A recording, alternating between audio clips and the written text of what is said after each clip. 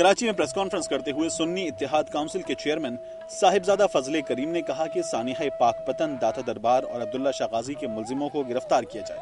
انہوں نے 27 نومبر کو مزار بری امام سے داتا دربار تک پاکستان بچاؤ لانگ مارچ کا اعلان کیا۔ لاہور میں پریس کلب کے باہر حضرت بابا فرید کے مزار پر حملے کے خلاف نعیمین ایسوسی ایشن اور سنی تحریک نے مظاہرہ کیا، جس میں بڑی تعداد میں لوگوں نے شرکت کی۔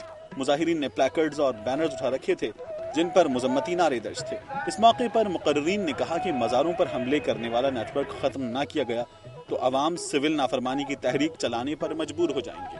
ملتان پریس کلب کے باہر JUP اور انجمن سرفروشان اسلام نے احتجاجی مظاہرہ کیا۔ مقررین نے کہا کہ دہشت گردی میں بیرونی ہاتھ ملوث ہے، حکومت ملزموں کو کیفر کردار تک پہنچائے۔ سکھر میں JUP اور سنی تحریک کے کارکنوں نے پاک پتن دھماکے کے خلاف گھنٹہ گھر چوک میں ٹائر جلا کر احتجاجی مظاہرہ کیا۔ شرکاء نے نعرے بازی کرتے ہوئے سڑک بلاک کر دی۔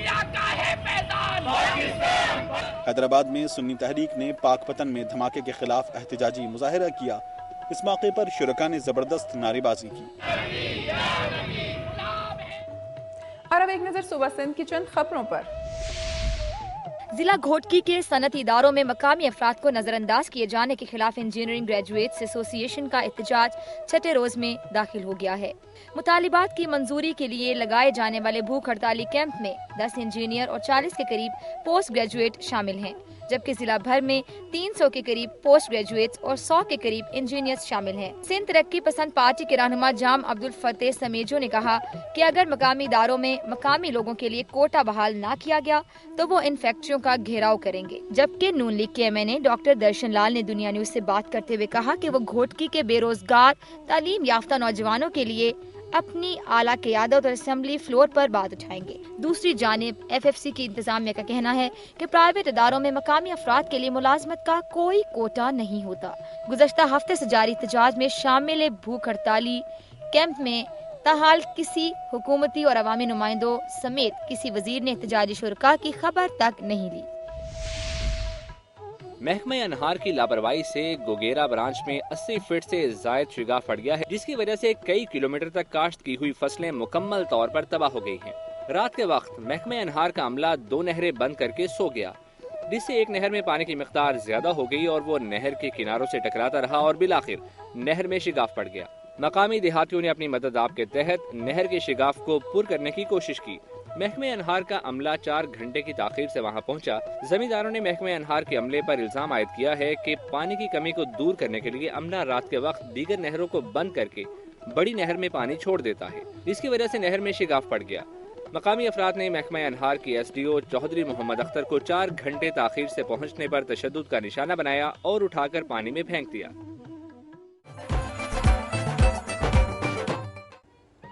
سندھ سے موصول ہونے والی رپورٹس کے بعد اب آپ کو لیے چلتے ہیں صوبہ بلوچستان کی جانب اور نظر ڈالتے ہیں بلوچستان کی چند خبروں اور رپورٹس پر۔ ناظرین، قلات، سوراب کے نواحی علاقوں مولی، لاکوریان، ٹاروزئی، جتک آباد سمیت دیگر پہاڑی علاقوں میں 1 ماہ سے زلزلے کے جھٹکوں کا سلسلہ ابھی تک جاری ہے، جس کی وجہ سے ان علاقوں کے مکینوں میں سخت خوف پایا جاتا ہے۔ مسلسل آفٹر شاکس کی وجہ سے کمروں کی چھتوں اور دیواروں میں خطرناک دراڑیں پڑ گئی ہیں، جس کی وجہ سے ان علاقوں کے مکینوں نے اپنی مدد آپ کے تحت لکڑیوں اور پلاسٹک کی جھونپڑیاں بنا کر ان میں رہائش اختیار کر لی ہے۔ تفصیلات جانتے ہیں اسماعیل رودینی کی رپورٹ میں۔ قلات سوراب کے نواحی علاقوں مولی، لاکوریان، ٹاروزئی، جتک آباد سمیت دیگر پہاڑی علاقوں میں 1 ماہ سے زلزلے کے جھٹکوں کا سلسلہ ابھی تک جاری ہے، جس کی وجہ سے ان علاقوں کے مکینوں میں سخت خوف و ہراس پایا جاتا ہے۔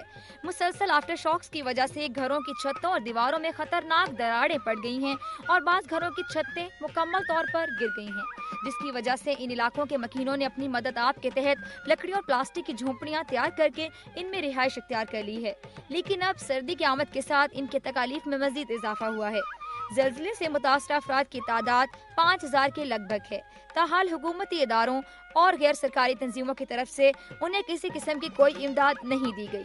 متاثرین نے حکومتی اور غیر سرکاری اداروں سے فوری طور پر ٹینٹ کی فراہمی اور دیگر ضروری امداد فراہم کرنے کا مطالبہ کیا ہے۔ नाज़रीन, चमन पाक अफगान बॉर्डर के रास्ते बैलों की सरेआम स्मगलिंग जारी है, जिसकी वजह से मुल्क भर में गोश्त की कीमतों में रिकॉर्ड इजाफा हुआ है और आवाम को सख्त मुश्किलात का सामना है। तफसीलात जानते हैं इस रिपोर्ट में। चमन पाक अफगान बॉर्डर के रास्ते बैलों की सरेआम स्मगलिंग जारी है। मुल्क भर में गोश्त की कीमतों में रिकॉर्ड इजाफा, आवाम को सख्त मुश्किलात का सामना। चमन पाक अफगान बॉर्डर पर हलाल जानवरों जिसमें बैल, गाय, भैंसों समेत दीगर हलाल जानवरों की सरेआम स्मगलिंग का सिलसिला जारी है। रोजाना 1000 से जायद हलाल जानवरों को भावलपुर, सरगोधा, हैदराबाद समेत दीगर शहरों से ट्रकों के जरिए चमन पहुंचाते हैं, जहां से स्मगलर उनको रात के वक्त सरहद पार अफगानिस्तान ले जाते हैं, जहां से अफगानिस्तान भर के मुख्तलिफ शहरों में सप्लाई होते हैं और साथ ही अफगानिस्तान के सरहदी शहरों रात से तोरगंडी और इस्लाम कला के रास्ते ईरान को स्मगल किए जाते हैं, जिसकी वजह से मुल्क भर में गोश्त की कीमतों में आए रोज तेजी से इजाफा हो रहा है। अगर हुकूमत इस तरह खामोश तमाशाई बनी रही तो ईद उल अजहा तक कीमतों में कई गुना इजाफा हो जाएगा। पाक अफगान बॉर्डर पर जारी स्मगलिंग से एफसी और कस्टम के आला हुकाम भी बाखूबी आगाह है, तहम उसकी बेखकनी के लिए ठोस इकदाम नहीं किए जा रहे। और नाज़रीन, अब एक नजर में जायजा लेंगे सुबह बलूचिस्तान की चंद खबरों का। तहसील तंबू अलाहाबाद के सैलाब मुतासरीन ने इमदाद की अदम फराहमी के खिलाफ प्रेस क्लब डेरा मुराद जमाली के सामने एहतजाजी मुजाहरा किया और धरना दिया। एहतजाजी मुजाहरे से खिताब करते हुए नियाज अली, सज्जाद अहमद, गुलाम सरवर मुरानी ने कहा कि बड़े अफसोस से कहना पड़ता है कि सैलाब को 2 माह से जायद का अरसा गुजर चुका है, मगर तहसील तंबू अलाहाबाद के सैलाब मुतासरीन भूख और अफलास की जिंदगी गुजार रहे हैं। हल्का के सूबाई वजीर ने मुतासरा इलाके का दौरा करने की जहमत भी नहीं की, जबकि इमदादी सामान भी सिर्फ अपने मंजूर नजर अफराद में तकसीम किया।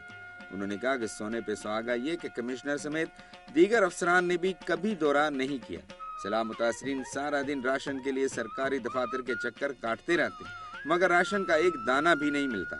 उन्होंने हुकाम बाला से अपील की कि इलाहाबाद के सैलाब मुतासरीन को इमदादी सामान की फराहमी को यकीनी बनाने के अहकाम जारी करें। उनका कहना था कि 3 दिन तक उनके मुतालबात पर अमल न किया गया तो डेरा मुराद जमाली में कौमी शाहराह ब्लॉक कर देंगे।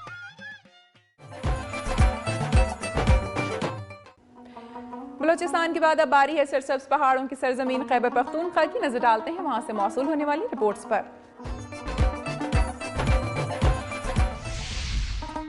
पेशावर के वस्त में मौजूद अरबाब न्याज क्रिकेट स्टेडियम 1984 में तामीर किया गया। यहाँ 20,000 तमाशाइयों के बैठने की गुंजाइश है, जबकि क्यूरेटर्स के मुताबिक इसकी पिच पाकिस्तान के चंद बेहतरीन क्रिकेट ग्राउंड्स की पिचेस में से एक है।